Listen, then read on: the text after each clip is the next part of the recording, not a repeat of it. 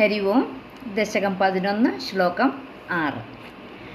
പ്രസാദ്യ ഗിർഭിസ്തുവദോ മുനീന്ദ്രാൻ അനന്യനാഥാവദപാശദൗദൗ സംരംഭയോഗേന ഭവൈസ്തൃഭിർമാം ഉപേതമിത്യാത്തകൃപം ന്യഗാദീഃ. പ്രസാദ്യ ഗീർഭിഃ സ്തുവതഃ മുനീന്ദ്രാൻ.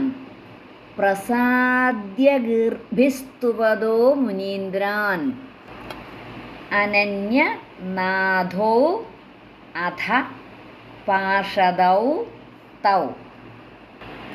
അനന്യനാഥാവധ എന്ന് പറയുന്നതാണ് അനന്യനാഥൗ അധ.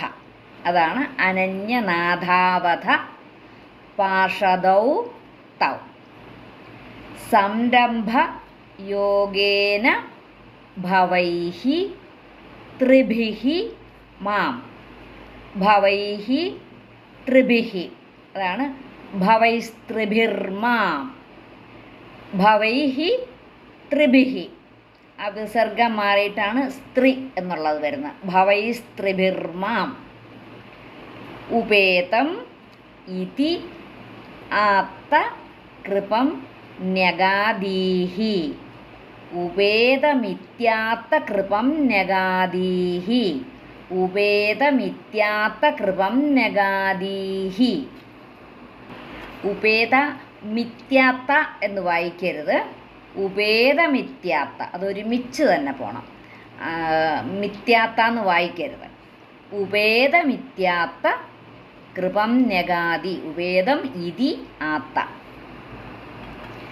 പ്രസാദ്യ ഗീർഭിസ്തുവദോ മുനീന്ദ്രാൻ അനന്യനാഥാവദപാശദൗ തൗ സംരംഭയോഗേന ഭവൈസ്ത്രിഭിർമാമുപേത്യമിത്യാത്ത കൃപം ന്യഗാദീഃ.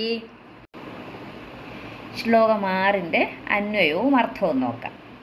ത്വം സ്തുവതഃ മുനീന്ദ്രാൻ ഗീർഭിഃ പ്രസാദ്യ. ത്വം നിന്തിരുപടി സ്തുവതഃ സ്തുതിക്കുന്ന മുനീന്ദ്രാൻ സനകാദികളെ ഗീർഭിഃ പ്രസാദ്യ നല്ല വാക്കുകൾ കൊണ്ട് സന്തോഷിപ്പിച്ചു അവരെ. അധ പിന്നീട് അനന്യനാഥൗ തൗ പാർഷദൗ. അനന്യനാഥൗ വേറെ നാഥനില്ലാത്ത ആ ഭൃത്യന്മാരോട്, എന്ന് വെച്ചാൽ ആ ജയവിജയന്മാരോട്, അതാണ് പാർഷദന്മാർ. അനന്യനാഥൗ തൗ പാർഷദൗ വേറെ നാഥനില്ലാത്ത ആ ഭൃത്യന്മാരോട്. അവർ നേരത്തെ തന്നെ ചോദിച്ചിരുന്നുവല്ലോ, ഞങ്ങൾക്ക് വേറെ ഒരു ആശ്രയം ഇല്ലാത്തവരാണ്, ഞങ്ങളെ അനുഗ്രഹിക്കണമെന്ന് അവർ പറഞ്ഞിട്ടുണ്ടായിരുന്നു ജയവിജയന്മാർ. ഞങ്ങൾക്ക് ഏത് ജന്മത്തിലും ഭഗവാനെ മറക്കാതിരിക്കാനുള്ള ആ ഒരു മനസ്സുണ്ടാകണമേ എന്ന് അവർ പ്രാർത്ഥിച്ചിട്ടുണ്ടായിരുന്നല്ലോ. അപ്പോൾ അതുകൊണ്ടാണ് വീണ്ടും അത് പറയുന്നത്.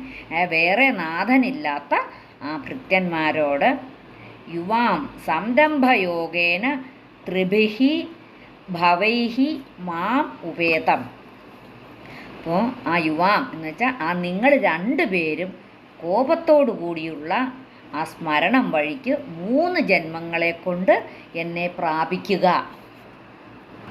അവർക്കപ്പോൾ ശാപമോക്ഷം കിട്ടുന്നത്, സനകാദികൾ ശപിച്ച ആ മോക്ഷം കിട്ടുന്നത് ആ 3 ജന്മങ്ങൾ കഴിഞ്ഞതിന് ശേഷമാണ്. അതാണ് ആ കോപത്തോടു കൂടിയുള്ള ആ സ്മരണം വഴിക്ക്. അപ്പോൾ അവർ അസുരന്മാരാകുമ്പോൾ അവർക്ക് കോപത്തോടു കൂടിയേ ഭഗവാനെ സ്മരിക്കാൻ പറ്റുള്ളൂ. അപ്പോൾ ആ കോപത്തോടു കൂടിയുള്ള സ്മരണയാണെങ്കിൽ കൂടിയും ആ 3 ജന്മങ്ങളെ കൊണ്ട് എന്നെ പ്രാപിക്കുക. ഇതി ആത്ത കൃപം ന്യഗാദീഃ എന്ന് കാരുണ്യത്തോടുകൂടി അരുളി ചെയ്തു. ഭഗവാൻ കാരുണ്യവാനാണ്. എല്ലാവർക്കും, എത്ര പേർക്കും, എല്ലാ ശത്രുക്കൾക്ക് പോലും കാരുണ്യവാനാണ് ഭഗവാൻ. അപ്പോൾ ആ സനകാദികൾക്ക് ദിവ്യ ദർശനത്തിൽ ആ സന്തുഷ്ടരായിട്ട് ആ സ്തോത്രം ചെയ്യുന്നവരായ ആ സനകാദികളെ ആ നല്ല ആ മധുര വാക്കുകളാൽ ഭഗവാൻ പ്രസാദിപ്പിച്ചിട്ടു. പിന്നെ ആ ജയവിജയന്മാർക്ക് ആ ഭഗവാനല്ലാതെ മറ്റൊരു നാഥനില്ല അതുകൊണ്ട് ആ എല്ലാ എന്നറിഞ്ഞതുകൊണ്ടും, അല്ലയോ പാർഷദന്മാരെ, നിങ്ങൾ എന്നോട് ആ ശത്രുഭാവത്തോടുകൂടി 3 ജന്മങ്ങൾ അനുഭവിച്ചിട്ട് എന്നെ തന്നെ പ്രാപിച്ചാലും എന്ന് അനുഗ്രഹിക്കുകയും ചെയ്തു അവരെ. അങ്ങനെ ഈ സനകാദികൾ ശപിക്കപ്പെട്ട സനകാദികളാൽ ശപിക്കപ്പെട്ട ആ ജയവിജയന്മാരാണ് ആദ്യം ഹിരണ്യകശിപുവും ഹിരണ്യാക്ഷന്മാരും ഒക്കെ ആയിട്ട് ജന്മമെടുക്കുന്നതും പിന്നീട് രാവണനും കുംഭകർണനുമായിട്ടും പിന്നെ ഒടുവിൽ ശിശുപാലനും ദന്തവക്ത്രന്മാരായിട്ടും ഇങ്ങനെ 3 ജന്മങ്ങൾ എടുക്കുന്നത്. അപ്പോൾ ഈ ഓരോ ജന്മത്തിലും ഇവരുടെ എതിരാളി ആരാ? ഭഗവാനാണ് എതിരാളി. അപ്പോൾ അവരെപ്പോഴും അവരുടെ ചിന്ത എന്താ? ഭഗവാനെ തോൽപ്പിക്കണം. അപ്പോഴും മനസ്സിലെന്താ ചിന്ത? ഭഗവാനെയാണ് ചിന്ത. ആ ദേഷ്യത്തോടു കൂടിയുള്ള ചിന്തയാണെങ്കിൽ കൂടിയും ഭഗവാനെ അവർ ചിന്തിക്കുകയാണ് ചെയ്യുന്നത്. അപ്പോൾ ആ ദ്വേഷചിന്തയ്ക്കും ശക്തി കൂടും. അപ്പോൾ അതുകൊണ്ടാണ് അവർക്ക് ആ ഒരു 3 ജന്മം കൊണ്ട് ആ ശാപമോക്ഷം കിട്ടിയത്. അല്ലെങ്കിൽ അധിക ജന്മം വേണ്ടി വരുമായിരുന്നു. ആ ഭഗവാനെ ഇതിൽ പറയുന്നത് എന്താണെന്ന് വെച്ചാൽ ഏത് വിധത്തിൽ ധ്യാനിച്ചാലും അവർക്ക് ഗുണമേ കിട്ടുകയുള്ളൂ. കംസൻ എന്താ ചെയ്തത്? കംസൻ കല്യാണം കഴിപ്പിച്ചു വിട്ടു.